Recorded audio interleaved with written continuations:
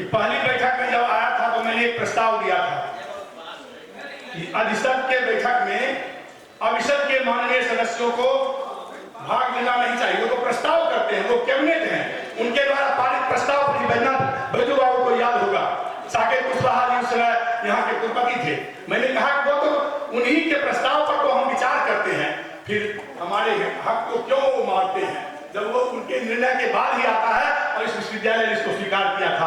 आज एक बार फिर मैं विशेष रूप से सदन के प्रति आभार व्यक्त करता हूँ और आपका नाम भी अगले बैठक में, चूंकि मैं आजीवन सदस्य हूँ, लेता रहूंगा कि इस सदन ने अधिसद के सदस्य को ही विश्वविद्यालय प्रतिनिधि का प्रस्ताव पारित किया। इसके साथ ही मैं आपके इन तमाम आपने जो अभिभाषण प्रस्तुत किया है उन अभिभाषण के तमाम बिंदुओं का समर्थन करते हुए इस सदन के माध्यम से परमपिता परमेश्वर से प्रार्थना करता हूं कि मानवता के मन मंदिर में ज्ञान का दीप जला दो, करुणा निधान भगवान मेरे भारत को स्वर्ग बना दो, भारत को स्वर्ग बना दो। बहुत बहुत धन्यवाद।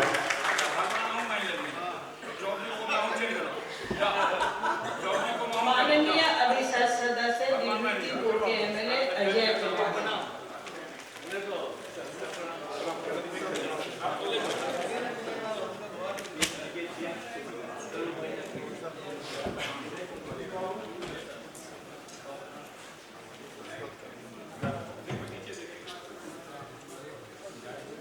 माननीय कुलपति जी, जो आज के इस बैठक के अध्यक्ष हैं, और सभी माननीय सदस्य जिसमें विधायक जी हैं और सांसद जी भी होते हैं, एमएलसी साहब हैं, और बाकी भी शिक्षा के क्षेत्र से जुड़े हुए टीचर और दीदी बंधु। वास्तविक में जो बजट के लिए ये बैठक बुलाई गई, सच्चाई यही है कि विजय साहब कि आपकी बजट की कॉपी जो है वो बहुत मोटी है। सही बात यही है कि कोई सदस्य पढ़ करके नहीं आया। आपके स्टाफ मैं अपनी बात को रख देता हूँ। आपके स्टाफ जरूर उसको पढ़े होंगे, जो तैयार किए होंगे उनको पूरी जानकारी होगी, या उस बजट से जो प्रभावित हो रहे होंगे वो जरूर उनको देखेंगे। विद्यालय भी प्रभावित हो रहा होगा, यूनिवर्सिटी हो रहा है, कुछ टीचर कुछ कर्मचारी प्रभावित हो रहे होंगे, तो उसके बारे में ज्यादा मैं कुछ नहीं कहूंगा, लेकिन एक दो बात मैं चर्चा जरूर मैं करूंगा कि बजट में अब वो प्रावधान शायद नहीं होगा कि जो कॉलेज के अंदर जो शिक्षकों की कमी है, जैसे सपोज दैट कि मैं हमारी कंस्टिट्यूंसी में एक कॉलेज है आपका DVKM कॉलेज नारायण, उस नारायण कॉलेज में शिक्षकों की जो कमी है, आपको जंतु विज्ञान, इतिहास, गृह विज्ञान, उर्दू और कॉमर्स के कोई टीचर नहीं है। और ऐसा मेरा मानना है कि कोई एक college Narhan DVKM college Narhan नहीं होगा, बल्कि यूनिवर्सिटी के ज्यादातर कॉलेज ऐसे होंगे जहां 2, 4, 5, 6, 7 फैकल्टी में एक भी शिक्षक नहीं है। तब सवाल उठता है कि बच्चे कैसे पढ़ते हैं, फॉर्म तो भरा जा रहा है, एडमिशन तो हो रही है, वो पढ़ कैसे रहे?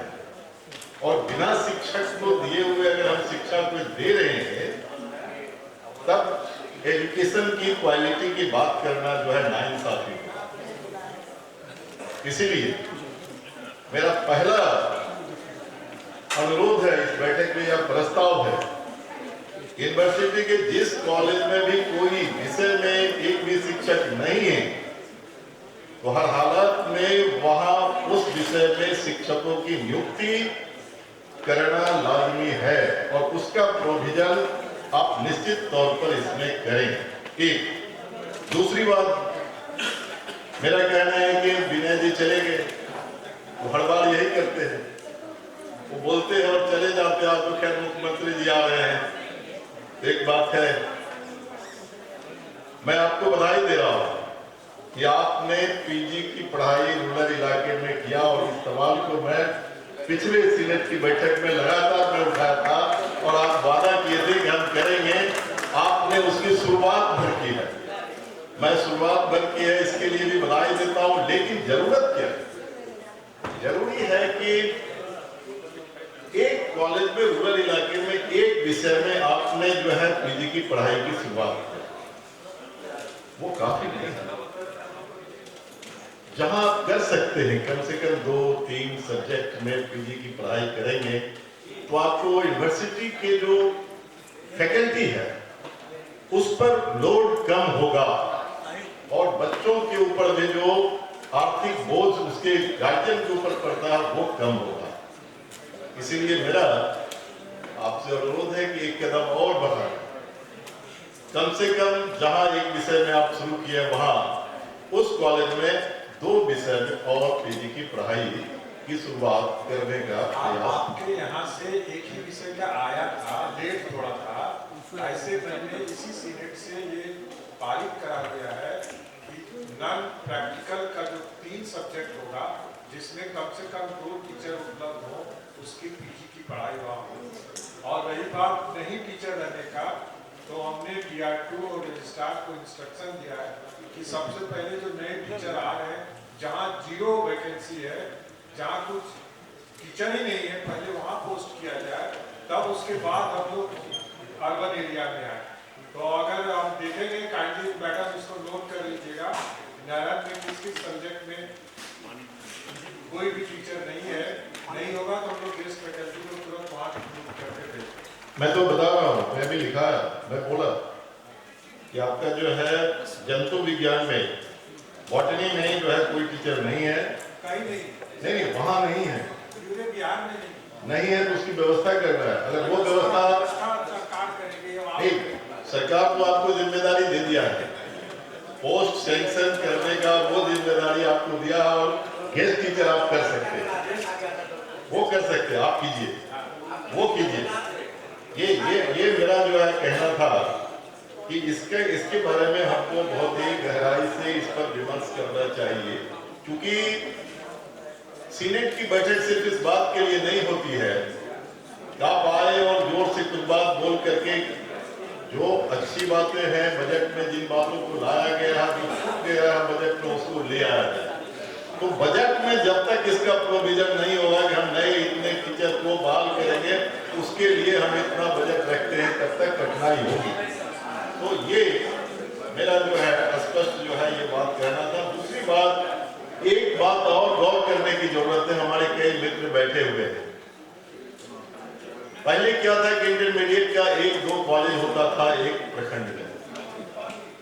अभी मैं अपना ही उदाहरण दे रहा हूं कि हमारे कंस्टिट्यूंसी में 36 पंचायत हैं, 36 +2 की पढ़ाई हो रही है, 36 विद्यालय। डिग्री की पढ़ाई कितने जगह हो रही है? 1। क्या यूनिवर्सिटी डिग्री की सीट को बढ़ा करके उसको एकोमोडेट करने की कोशिश कर सकती है कि नहीं? अगर कर सकती है तो इस पर विचार करना चाहिए, सीट को बढ़ा करके, ताकि 36 विद्यालय से जो बच्चे पास करेंगे +2 का, उसका नामांकन की व्यवस्था करें। ये एक बड़ा जिम्मेदारी है, जरूरत पड़ेगा। मैं अभी बजट सेशन में उठाने जा रहा हूँ, इसको आपका जवाब मैं दे देता हूँ, फिर मैं बोल देता हूँ। है क्या कि हमारी सरकार की ओर से नालंदा ओपन यूनिवर्सिटी का ब्रांच एक जगह है, अगर सीट बढ़ाना रहता है तो वो बिहार सरकार बढ़ाती है, वो विश्वविद्यालय नहीं कुछ कर सकता है। विश्वविद्यालय पीजी तक पहुँच सकता है, वो भी सैंक्शन बंद नहीं कर सकता। ये तमाम ठीक बीजी साहब आप नहीं कर सकते हैं, डायरेक्टर साहब नीचे बैठे हुए हैं। मैं उम्मीद करूंगा कि वो नोट करेंगे और जहां पर उनकी जिम्मेदारी है वहां इस बात को रखेंगे, और जहां आगे बैठे हुए जितने लोग हैं इस बेंच पर, ऑलमोस्ट किसी न किसी सदन के मेंबर है, हम लोगों की जिम्मेदारी बनती है कि सरकार के ऊपर ये जवाबदेही तय करके उसकी व्यवस्था करवा। एकदम जरूर मैं उठाऊंगा, जरूर मैं उठाऊंगा।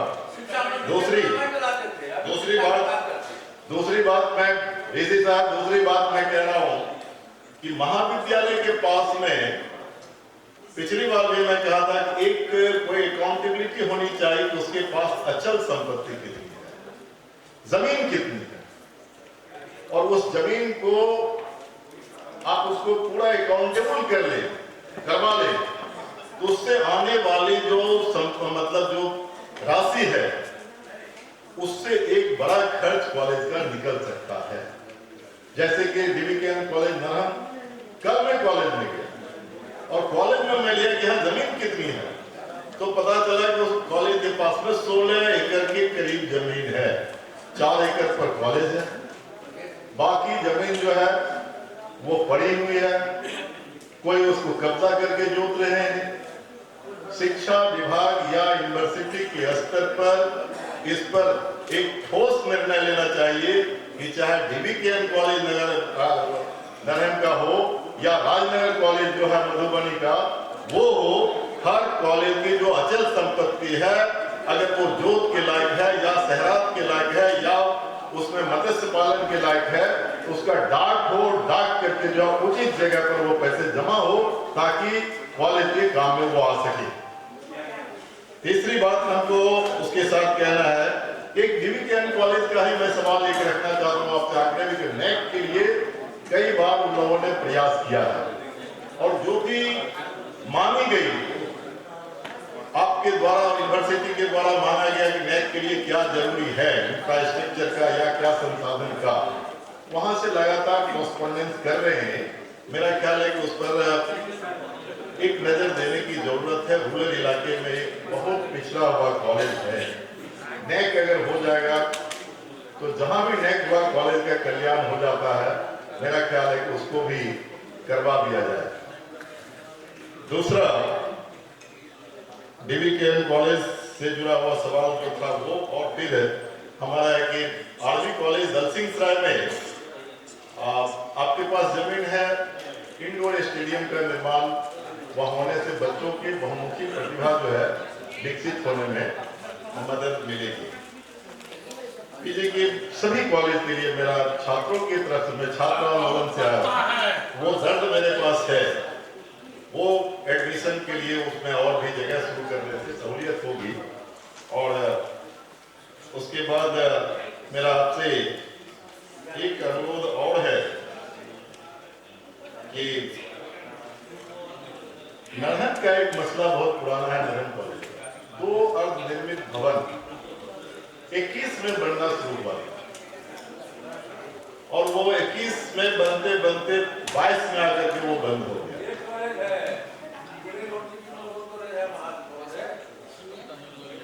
बोलिएगा, मैं सर आपको मना नहीं कर रहा हूं, आप बोलिएगा। तो नरहम कॉलेज में जो अर्धनिर्मित भवन है या ठीक बोल रहे हैं तो और भी जहां अर्धनिर्मित भवन है वो किस अवस्था में है? अध्यक्ष जी,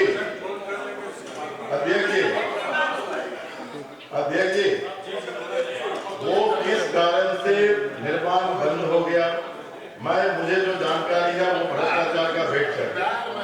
एक कमेटी का गठन है, आप अपने स्तर से कीजिए, क्योंकि उस कॉलेज में उस बिल्डिंग के बारे में कुछ अता पता नहीं है।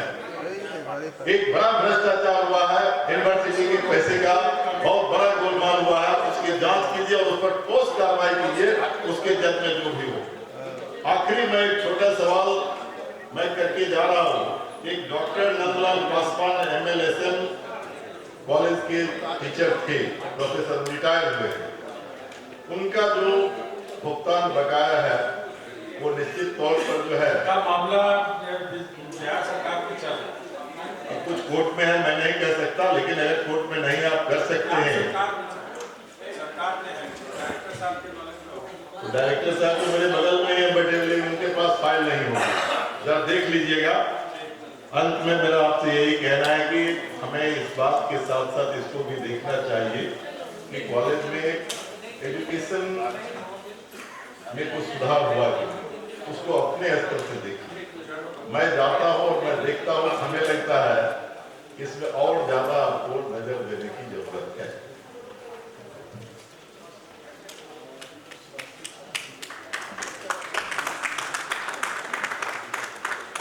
थोड़ा इसको विराम देते हुए अभी हम श्री इंद्र कुमार वित्तीय परामर्शी अभिषेक के की ओर से प्रस्ताव करेंगे कि बिहार अधिनियम 1976 की धारा 47 के अंतर्गत वित्त समिति एवं अभिषेक द्वारा अनुशंसित विश्वविद्यालय के वित्तीय वर्ष 26-27 के लिए प्रस्तावित आय व्यय का पर विचार। ये नियमावली है। हाँ, मैडम पे थोड़ा सा नियम के ऊपर क्या ये ना नहीं जाकर तो बीच में सीधे आदमी मदद करता है क्या मैडम ने इसको मजाक बना दिया बैठक को। बताइए, विश्वविद्यालय चलती है नियम और नियम से। विश्वविद्यालय आप जो चाहिएगा वैसे नहीं चलती है। जो चाहिएगा वो करवा लीजिए। वित्तीय वर्ष 26-27 का आय व्यय का ब्यौरा अभी बजट माननीय अध्यक्ष महोदय, अधिसद के माननीय सदस्यगण एवं सदन में उपस्थित प्रिंट एवं इलेक्ट्रॉनिक मीडिया के प्रतिनिधिगण, बिहार राज्य विश्वविद्यालय अधिनियम की धारा 47 के प्रावधानों के अनुसार मैं इंद्र कुमार वित्तीय परामर्शी ललित नारायण मिश्रा विश्वविद्यालय दरभंगा अधिसद के समक्ष वित्तीय वर्ष 26-27 का प्रस्तावित बजट सदन के अनुमोदनार्थ प्रस्तावित कर रहा हूँ। विदित हो कि वित्तीय वर्ष 26-27 का बजट राज्य सरकार से प्राप्त दिशा निर्देश एवं उपलब्ध कराए गए विहित प्रपत्र में तैयार किया गया। बजट को कुल 10 खंडों में विभक्त कर तदनुसार राज्य का उपयोग दर्शाया गया। प्रथम खंड, इस खंड में विश्वविद्यालय कार्यालय स्नातकोत्तर विभाग अंगीभूत महाविद्यालय में कार्यरत शिक्षक शिक्षकेतर कर्मचारियों के लिए वेतन आगमन में होने वाले वार्षिक व्यय के साथ साथ न्यू पेंशन स्कीम एनपीएस के अंतर्गत शिक्षक एवं शिक्षकेतर कर्मियों के लिए नियोक्ता अंशदान सहित कुल 2,52,29,25,686 रुपए मात्र का उपबंध किया गया है। द्वितीय खंड, इस खंड में सेवानिवृत्त कर्मियों के लिए वार्षिक पेंशन, पारिवारिक पेंशन, अनुपयोगित अर्जित अवकाश तथा उपादान के भुगतान में 3,69,92,19,018 रुपए मात्र का उपबंध दर्शाया गया है। इसका तृतीय खंड, इस खंड में पुनर्चित वेतनमान एसबी सिन्हा तथा विभिन्न न्यायालयीय मामले में विभिन्न बकाये है कुल 51,84,88,298 रुपए मात्र का उपबंध किया गया।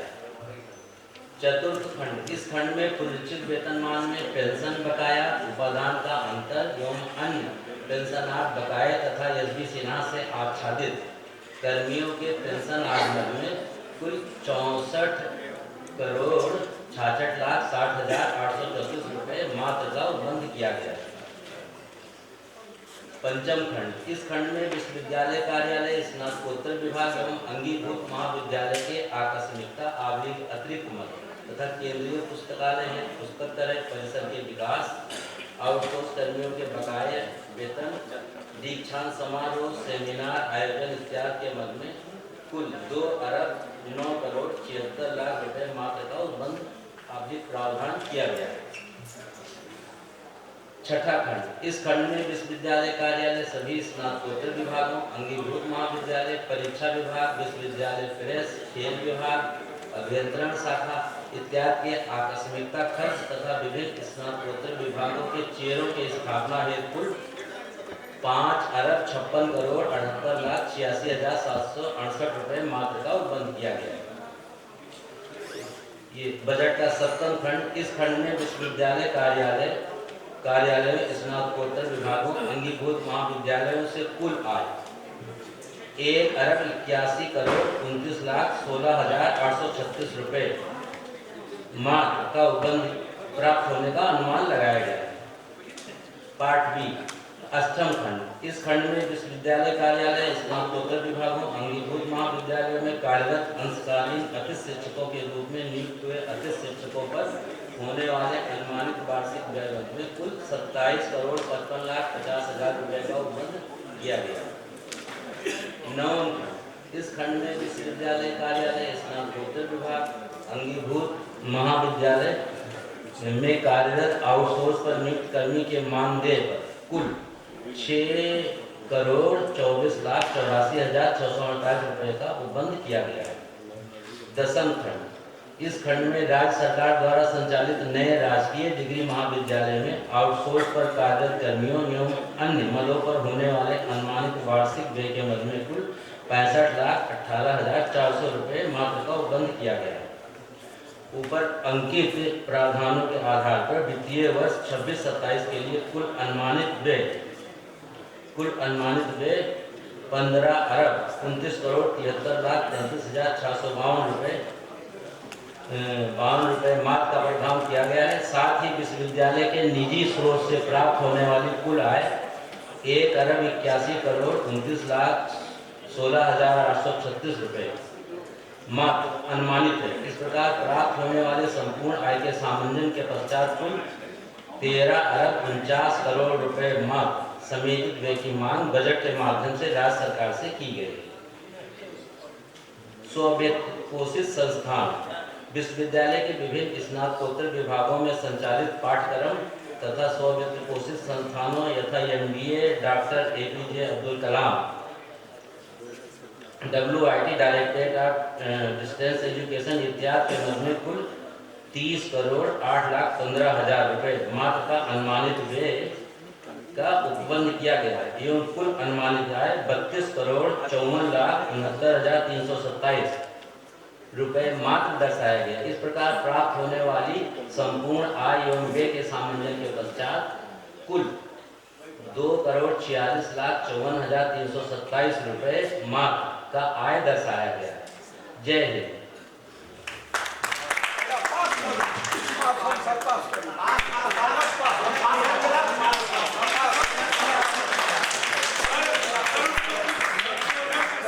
माननीय सदस्य, एक गलती हो गई है मुझसे।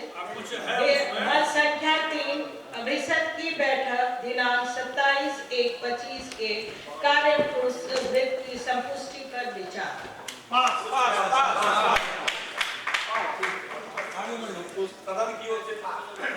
सीनेट संचालन नियमावली के नियम 8(1)(b) के अंतर्गत इस कार्यसूची में शामिल मदों पर संशोधन का प्रस्ताव यदि कोई हो पर विचार।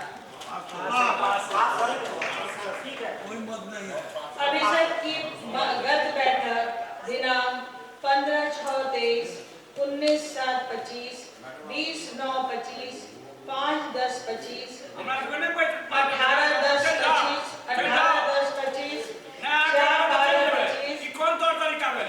इसके बाद नियम से चलता है या अनुसार नियम से नहीं चलेगा?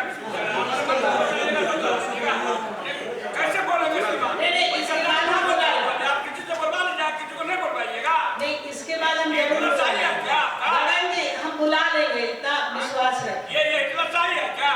नहीं, विश्वास है। 4/12/25, 16/12/25, 23/12/25, 8/1/26, 21/1/26, 25/1/26 के कार्यवृत्त के संपुष्टि पर विचार।